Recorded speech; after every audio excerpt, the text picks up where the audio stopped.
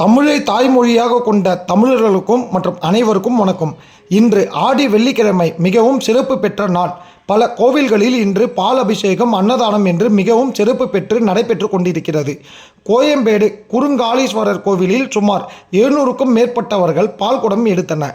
அப்பொழுது காலை அன்னதானம் வழங்கும் போது ஒரு எலி இறந்து காணப்பட்டது. மேலும் சாக்கடை நீர் திறந்த வெளியில் ஓடிக்கொண்டிருக்கிறது. இந்த கோவிலானது பல ஆண்டுகள் பிரசித்தி பெற்ற கோவில். இதற்கென்று தனி வரலாறு உண்டு. இது போன்ற செயல்களால் நோய் தொற்றிற்கான அபாயம் உள்ளது. நன்றி, வணக்கம். அரசியல் ஒற்றன் செய்திக்காக உங்கள் வெங்கடேசன்.